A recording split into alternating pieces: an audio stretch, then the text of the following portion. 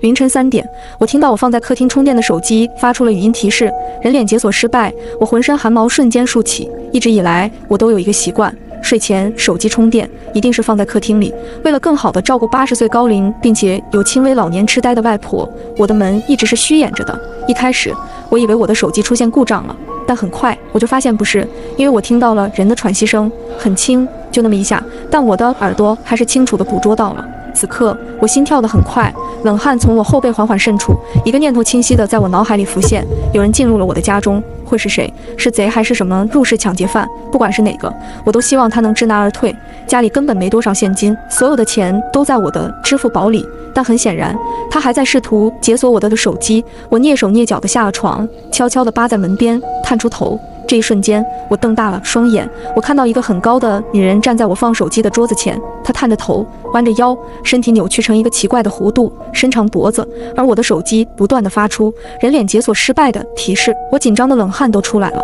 我没想到，竟然是一个女人。我家房子的门锁是防盗锁，走廊上没有监控，但一直以来都没有出现过任何问题。这个女人到底是如何进来的？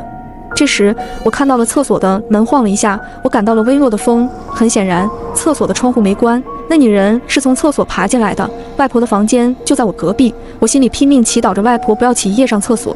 但是我的祈祷并没有生效，我听到了外婆下床的声音。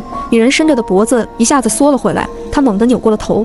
我躲在门后，大口大口地喘着粗气。那一瞬间，我看到了女人手里握着的是一把尖锐的刀。这时隔壁的门开了，我听到了外婆蹒跚的脚步声。漆黑中，她的视线不太好，很显然，她看到了那个女人，但她以为那是我。小美，你怎么大晚上穿着外面的鞋子啊？你刚下班回来吗？我听到了外婆的声音，我心里疯狂大喊着：外婆，那不是我，不要靠近她！外婆，快点回去！那女人动了，虽然我看不见，但我听到了脚步声。外婆终于意识到了，那人不是我。你是谁？你怎么在我家房子里？外婆虽然有老年痴呆，但犯病的时间不固定，她有时候是清醒的。这一刻，她显然非常清醒。我焦急地死攥紧拳头。外婆现在的处境非常危险，那女人是拿着刀的，我必须立刻出去救外婆。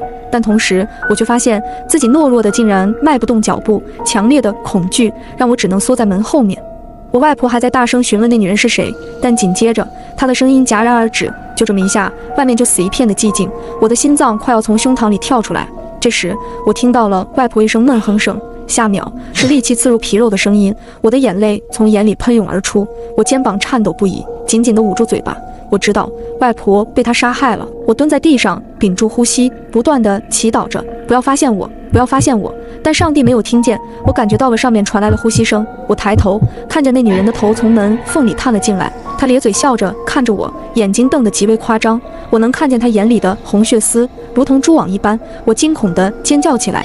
女人高高举起刀，朝我扑了过来，我感受到了一阵尖锐的疼痛，但下一刻我失去了意识，我猛地惊醒过来，墙上的时钟刚好走向了3点。刚刚的一切难道是梦境？正当我以为那只是一个可怕的噩梦的时候，我听到了客厅传来了那个让我毛骨悚然的声音：人脸解锁失败。